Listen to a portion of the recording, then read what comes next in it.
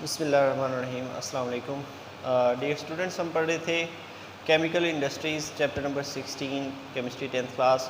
उसमें हम chemical industries को डिस्कस कर रहे थे और उसके बेसिक्स को पढ़ रहे थे।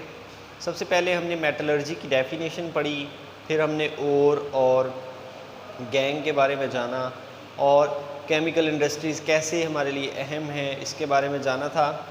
जब हमने मेटलर्जी की टेक्निक जो है वो स्टार्ट की थी कि इससे मेटल्स जो हैं उनको प्योर किया जाता है, प्योरीफाई किया जाता है, उन्हें जो है ज़ेर ज़मीन मिनरल्स जो हैं उन्हें निकाल कर वहाँ से मेटल्स को अलहदा किया जाता है। जिस टेक्निक से वो अलहदा किया जाता है उसे मेटलर्जी कहते हैं। तो मेटलर्जी में पहला जो हमारा स्टेप था वो था कंसंट्रेशन ऑफ द ओर, कि आपने ओर को कैसे हासिल करना है। उसके लिए हमने 3 तरीके पढ़े हैं। वो तरीके हमारे हैं जी, नंबर 1 पे था ग्रेविटी सेपरेशन, नंबर 2 पे था हमारा क्रॉस फ्लोटेशन प्रोसेस और नंबर 3 पे था हमारा इलेक्ट्रोमैग्नेटिक सेपरेशन। वहाँ से जो ओर हमें हासिल होती है और वो चीज़ होती है जिससे मेटल निकाला जाए, उसको जो है इस्तेमाल करते हुए हम मेटल्स एक्सट्रैक्ट करते हैं। तो extraction of metal from the ore ये सेकंड प्रोसेस है मेटलर्जी का। ये सेकंड प्रोसेस है। फर्स्ट प्रोसेस हमने कल पढ़ लिया है कंसंट्रेशन ऑफ द ओर। इसके अंदर जो हैं टोटल 3 हमारे पास स्टेप्स होंगे। नंबर 1 स्टेप होगा इसका, वो है रोस्टिंग। नंबर 2 पे हमारे पास इसका स्टेप जो है वो है स्मेल्टिंग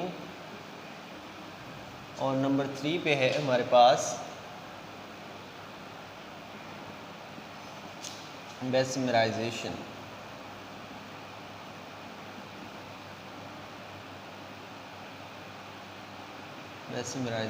ठीक है जी। तो ये 3 स्टेप्स जो हैं वो इन्वॉल्व हैं किसी भी हमारे पास मेटल की रिफाइनिंग में या मेटल की एक्सट्रैक्शन में। जब आप उसे किसी भी ओर से निकालेंगे, और फिर से बता रहा हूँ कि वो वाला सब्सटेंस होता है मिनरल्स में से निकाला गया जिससे आप मेटल एक्सट्रैक्ट करेंगे, वो मुख्तलिफ मेटल्स का मिक्सचर होता है। तो रोस्टिंग से स्टार्ट करते हैं जी अपना काम। हम एग्जांपल ले लेते हैं। हमारे पास एग्जांपल यहाँ पे जो हम जिसे डिस्कस करेंगे यहाँ पे तीनों स्टेप्स में, वो वाली हमारे पास है जी कॉपर पाइराइट। ठीक है जी, जो आपकी बुक में डिस्कस की गई है कॉपर पाइराइट। उसका फार्मूला हमारे पास कुछ यूँ है, CuFeS2। ठीक है, ये हमारे पास है कॉपर पाइराइट। इसको लेकर हम चलेंगे, इससे हम एंड पे कॉपर निकालेंगे बेसिमराइजेशन में, बेसिमर कन्वर्टर के अंदर। सबसे पहला काम जो यहाँ पे होगा रोस्टिंग के अंदर, रोस्टिंग की अगर डेफिनेशन देखा जाए तो ये क्या होता है, it is the heating of the ore को लेना है और उसको करना है हीट। सिंपली उसे हीट करना है, उसे गर्म करना है। बस ये वाला प्रोसेस जो होता है हमारे पास, ये वाला होता है रोस्टिंग। तो गर्म करेंगे या जलाएंगे, कुछ भी करेंगे, तो हम किसकी मौजूदगी में करते होते हैं? ऑक्सीजन की मौजूदगी में करते होते हैं। तो मैं यहाँ पे ऑक्सीजन की मौजूदगी में इसे जलाता हूँ। मेरे पास कुछ इस तरह बनेगा।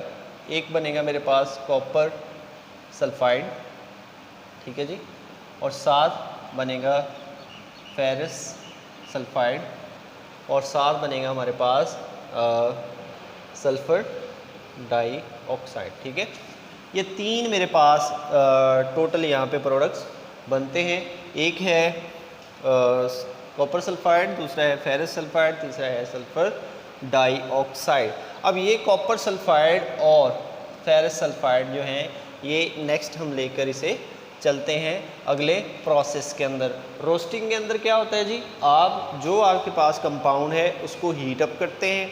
हीट अप करने के बाद आप उसमें जो है उसमें से सल्फ़र डाइऑक्साइड और ये दो आपको कॉपर सल्फाइड और फेरस सल्फाइड वहाँ से मिलते हैं। हमने ये एक एग्जांपल ली है, इससे हमने कॉपर निकालना है। मुख्तलिफ केमिकल रिएक्शन इन्वॉल्व होंगे, 3 जगह हम इसको हीट करेंगे और एंड पे जो हमें मिलेगा वो वाला हमारे पास होगा कॉपर, ठीक है, प्योर मेटल वो होगा।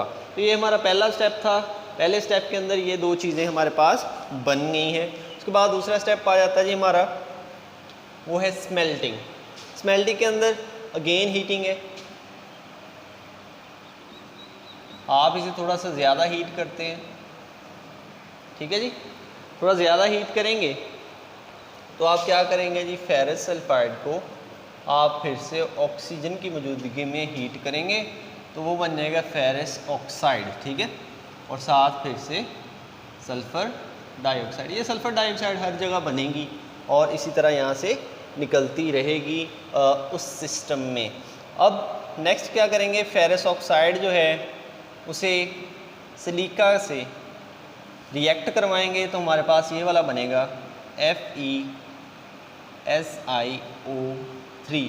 ये वाला होता है हमारे पास स्लैग, ठीक है जी, और ये एक वेस्ट मटेरियल होता है। जैसे ही आप स्मेल्टिंग के दौरान इसे उस जो है आले के अंदर, जिसके अंदर आप इसे गर्म कर रहे हैं, तो आप क्या करेंगे, वहाँ पे अगर गर्म करेंगे तो ये स्लैग जो है ये ऊपर आ जाएगा।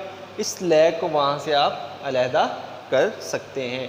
तो पहला हमने क्या किया जी, कॉपर पायराइड को हमने गर्म किया, वहाँ से कॉपर सल्फाइड और आयरन सल्फाइड हमें मिले।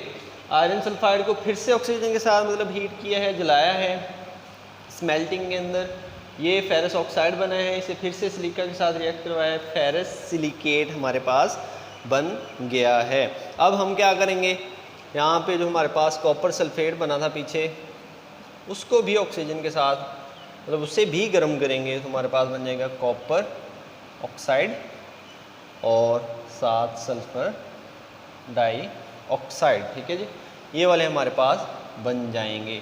और आप फिर से कॉपर ऑक्साइड और फेरस सल्फाइड को रिएक्ट करवाएंगे तो हमारे पास फिर से कॉपर सल्फाइड, ठीक है जी, और फेरस ऑक्साइड बन जाएगा।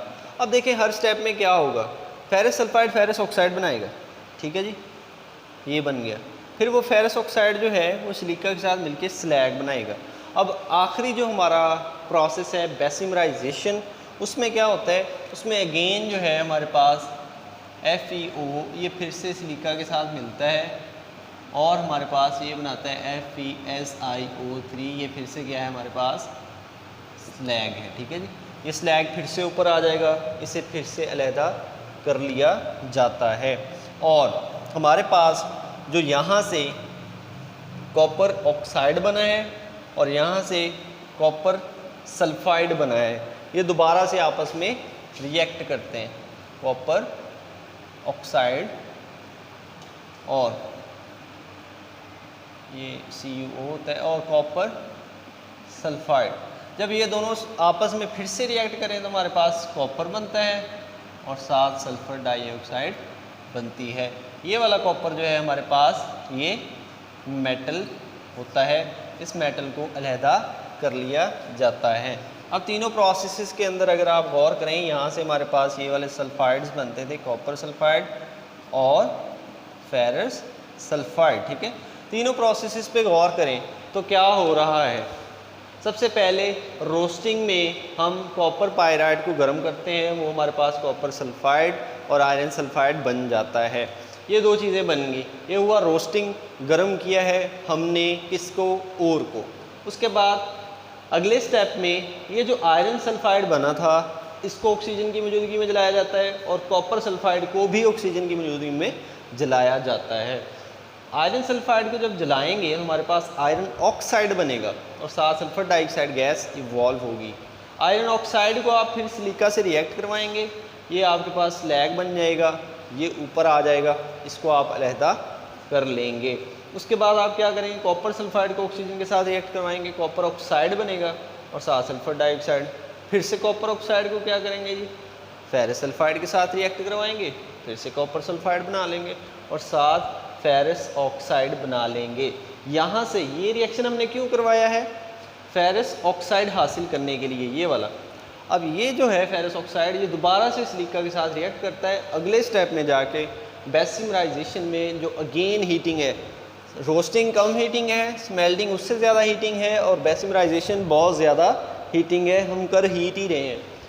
अब यहाँ से फिर से स्लैग बनेगा, फिर से लैदा हो जाएगा, और कॉपर ऑक्साइड जो बचा है यहाँ से ये वाला, और कॉपर सल्फाइड जो है यहाँ से, इन दोनों को फिर से आपस में रिएक्ट करवाया जाता है, तो हमारे पास कॉपर और सल्फर डाइऑक्साइड गैस फिर से बन जाती है।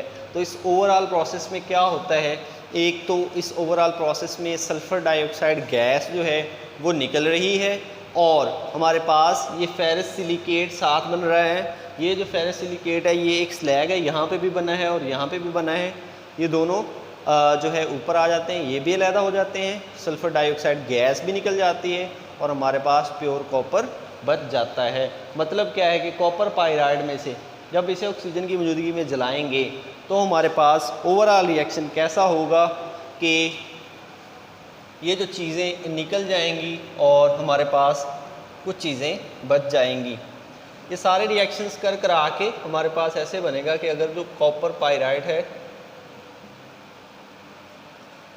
अगर आप इसे ऑक्सीजन की मौजूदगी में जलाते हैं, बहुत ज़्यादा जलाते रहते हैं लगातार, तो ये क्या करता है, ये प्योर कॉपर बनाता है, साथ ये आयरन सिलिकेट बनाता है, यहाँ पे सिलिका भी साथ इसके ऐड करेंगे, और साथ ही हमारे पास सल्फ़र डाइऑक्साइड गैस बनाता है। तो ये वाला जो रिएक्शन है, ये ओवरऑल रिएक्शन इसका बनता है कि कॉपर पाइराइड को ऑक्सीजन की मौजूदगी में जलाया जाता है, सिलिका भी मौजूद होता है, तो प्योर कॉपर मेटल आप हासिल कर सकते हैं। साथ ये वाला फेरस सिलिकेट जो है, ये वाला स्लैग है, ये ऊपर आ जाता है, इसको आप अलहदा कर सकते हैं। और सल्फ़र डाइऑक्साइड जो है ये गैस है जो वहाँ से इवॉल्व हो जाती है, तो हमारे पास बच क्या जाता है, सिर्फ़ और सिर्फ कॉपर मेटल बच जाता है, जिसको हम मज़ीद रिफ़ाइन कर सकते हैं। कॉपर की रिफ़ाइनिंग का तरीका जो है वो हमने कल पढ़ना है। ये काफ़ी हद तक प्योर कॉपर होता है, लेकिन प्योरेस्ट कॉपर नहीं होता, तो प्योरेस्ट कॉपर जो है वो रिफ़ाइनिंग से हासिल किया जा सकता है, वो हम कल पढ़ेंगे। उम्मीद है कि आपको extraction of the metal from the ore समझ आ गया होगा। मिलते हैं अगले टॉपिक के साथ, अपना ख्याल रखें, अल्लाह हाफिज़।